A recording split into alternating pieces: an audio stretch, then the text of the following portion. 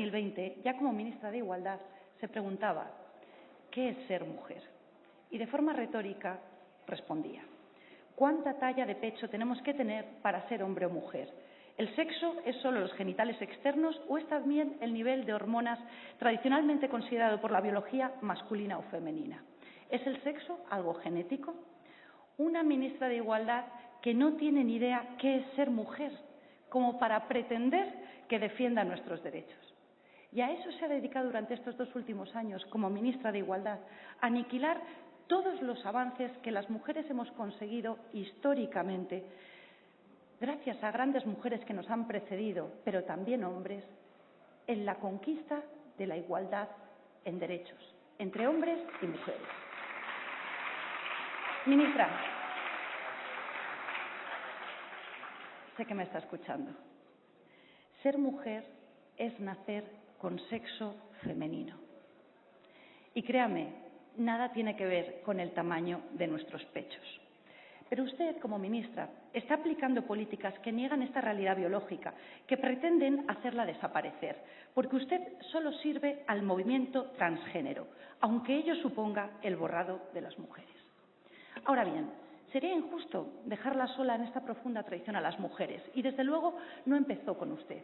Vamos a ver de dónde venimos, dónde estamos y hacia dónde nos dirigimos. La metamorfosis autodestructiva y socialmente tóxica del feminismo imperante actual cabalga sobre un concepto artificial, la ideología de género, que solo Vox rechaza y según el cual, con independencia del sexo con el que se nace, uno es hombre o mujer según se siente, a veces según se siente cada día, incluso según la hora del día.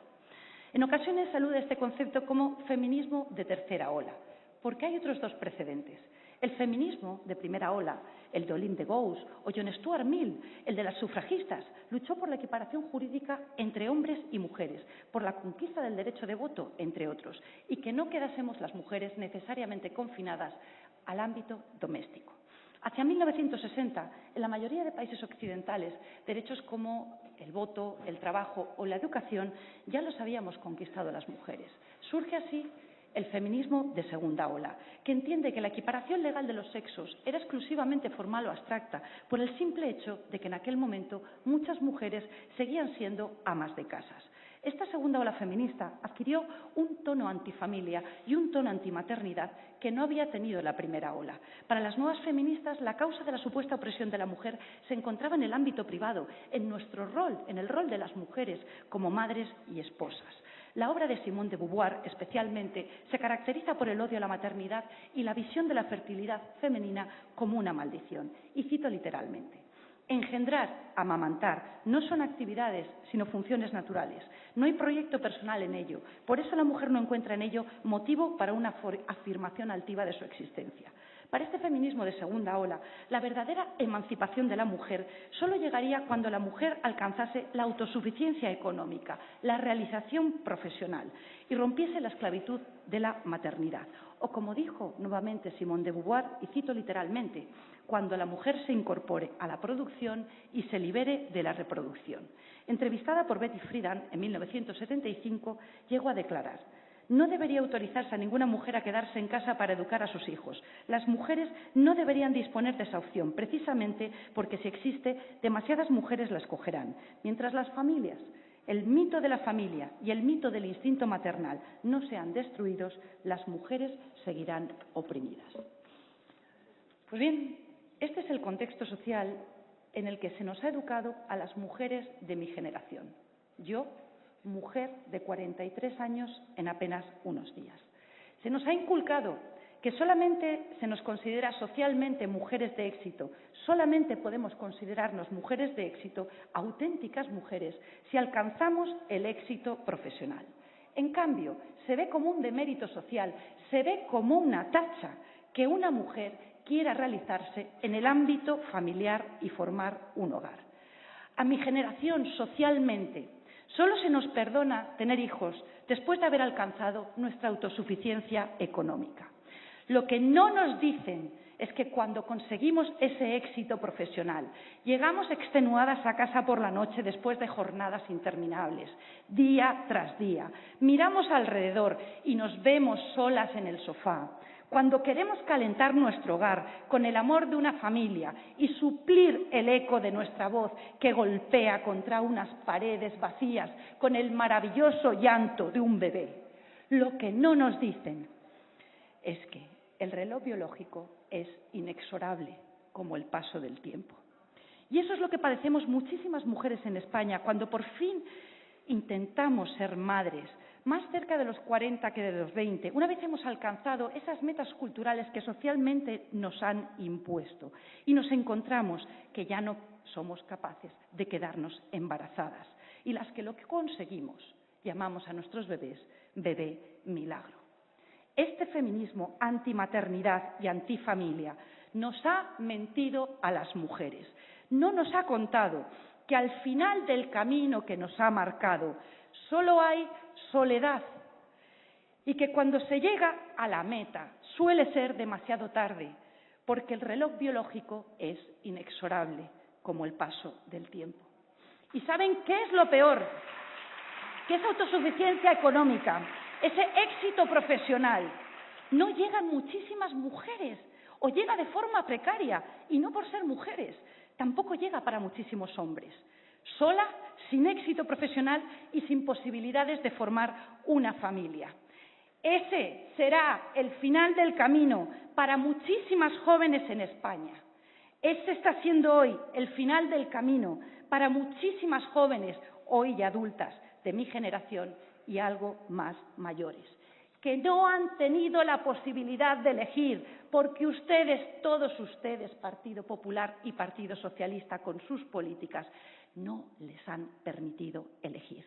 Tantas mujeres que creyeron lo que les dijeron, que el hombre era enemigo, que no había que atarse a ningún hombre, que había que competir con él, disputarle el poder, romper todos los techos de cristal y que en el mejor de los casos, y eso, las privilegiadas triunfaron profesionalmente, pero que ahora, a los 40, a los 50, a los 60 años, se encuentran solas, a las puertas de una larga vejez que será aún más deprimente porque no tienen una familia que les acompañe. Y entonces, solo entonces, cuando ya no hay marcha atrás, descubren que el feminismo, su feminismo, les ha estafado. Pero ya es demasiado tarde. La segunda ola feminista nos negó a las mujeres la familia y la maternidad, pero son insaciables y han ido más allá. El feminismo de tercera ola, el actual, el que usted impulsa como ministra de Igualdad, da un paso más allá y pretende eliminar nuestra identidad como mujeres, proceder a nuestro borrado, a lomos de la ideología de género. Aquí lo que se considera opresivo es el concepto mismo de la mujer, nuestra naturaleza femenina misma. Por eso niegan la realidad biológica del sexo y proponen la sustitución del concepto del sexo por el del género. La ideología del género niega la realidad biológica del sexo. El hombre, como ser humano, es un puro animal cultural cuya biología no cuenta. Al hombre y a la mujer se les puede construir socioculturalmente. Sí, se nace con unos cromosomas u otros y con genitales u otros, pero eso es solo un punto de partida modificable a voluntad del sujeto. La transexualidad es la culminación de la ideología de género. Y ahora usted dispone de 20.000 millones de euros para extirpar la naturaleza femenina, empezando, en primer lugar, por nuestros niños, haciéndoles adeptos al movimiento transgénero desde su más tierna infancia, en las aulas, cuando son más vulnerables. A pesar de que la experiencia del derecho comparado de los países de nuestro entorno, donde este camino de adoctrinamiento ya se ha iniciado con anterioridad, nos demuestra con datos objetivos los estragos que causa el adoctrinamiento en las escuelas en ideología de género. Por citarles tan solo un ejemplo, en el Reino Unido, en una década, los casos de supuesta transexualidad infantil se han multiplicado por 44. Casos de disforia de género en niños siempre han existido, pero eran extremadamente infrecuentes y en muy alto porcentaje se solucionaban con la pubertad de manera natural.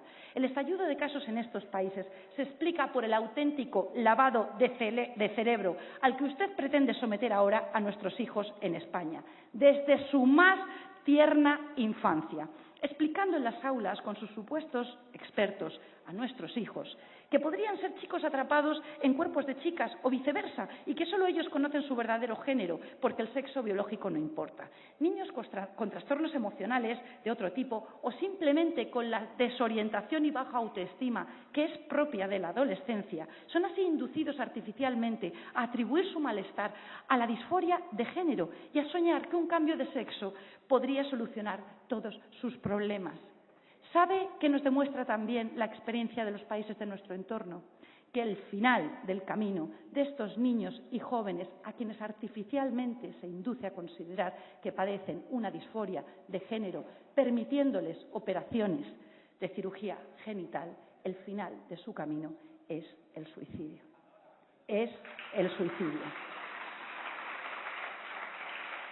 Actualmente, en España, para los casos constatados con evidencia científica de disforia de género, ya existe una solución médica y legal, con plenas garantías, pero lo que usted y el movimiento transgénero pretenden es convertir la transexualidad en una moda cultural, y para ello, además de contar con 20.000 millones de euros, tiene el proyecto estrella de su departamento, la Ley Trans, una ley que, tal y como ha dictaminado el Consejo General del Poder Judicial en un extenso informe de 136 folios, discrimina a la mujer, inventa palabras y amenaza el deporte.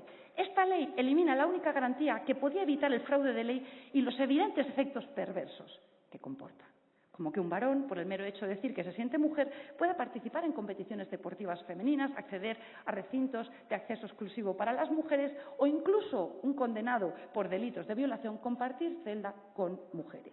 La ideología de género sobre la que cabalga este feminismo de tercera ola que usted impulsa representa en realidad la autodestrucción del feminismo, porque se suponía que la razón de ser del feminismo era la defensa del sexo femenino. Concluyo, señor presidente. Sin embargo, la ideología de género elimina los sexos, elimina el sexo femenino y con ello la lucha histórica por nuestros derechos. Concluyo para agradecer a las voces críticas femeninas que se han alzado para exigir su dimisión, su valentía, como Laura, Lucía Echevarría, Paula Fraga o Lidia Falcón. En esta Cámara, solo los 52 diputados de Vox nos oponemos a la ideología de género. Fuera de estas paredes privilegiadas, tenemos muy claro que no estamos solos. Gracias, señor presidente.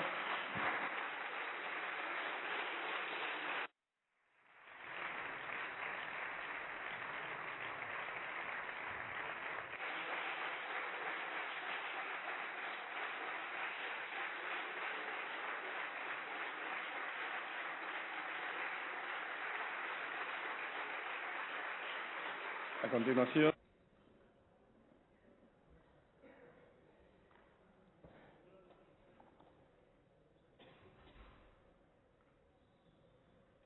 comience, señora Lona.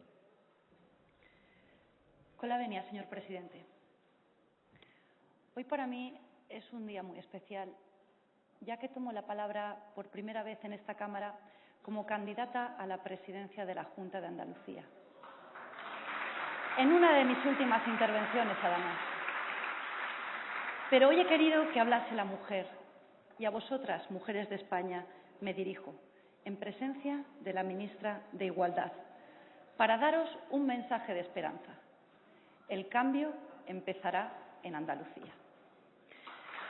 Gracias a la fuerza de las mujeres y los hombres de Andalucía.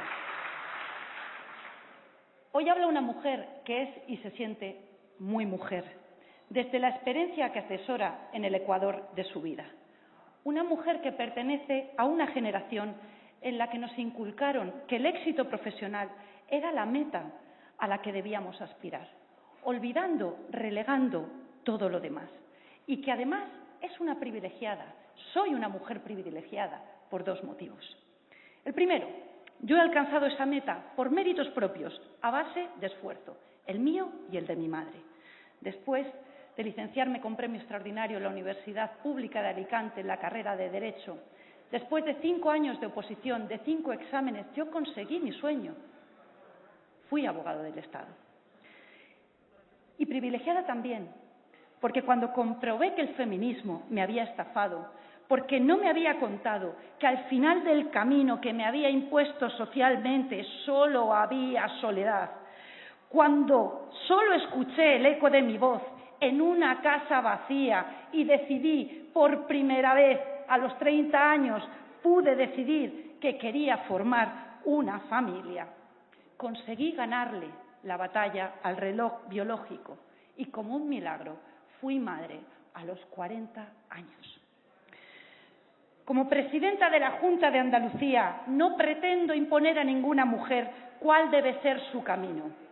A quien me pregunte, a título personal, podré compartir mi experiencia personal. Para mí no hay sueldo o puesto de responsabilidad más importante que mi hijo y, sin lugar a dudas, su padre ha sido la mejor decisión que he tomado en mi vida. Porque gracias a nuestro hijo, hoy yo soy la mejor versión de mí misma.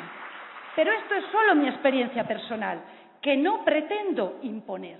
Porque hay mujeres que no quieren tener hijos, porque hay mujeres que no pueden tener hijos y no por eso son menos mujeres. Lo que Vox defiende, y yo quiero conseguir como presidenta de Andalucía, es que todas las mujeres podamos elegir. Y para que las mujeres tengamos un auténtico derecho de elección, solo Vox ofrece la solución, la misma que aplicará Santiago Abascal como presidente del Gobierno de España. La familia debe ser el centro de todas las políticas públicas. Que una mujer decide no querer formar una familia será su libre elección, pero no como hoy, que es una imposición. Porque nuestros jóvenes, salvo las élites, usted es élite, ministra de Igualdad, no pueden permitirse formar una familia hasta que alcanzan una edad en la que el reloj biológico hace de la maternidad casi un imposible.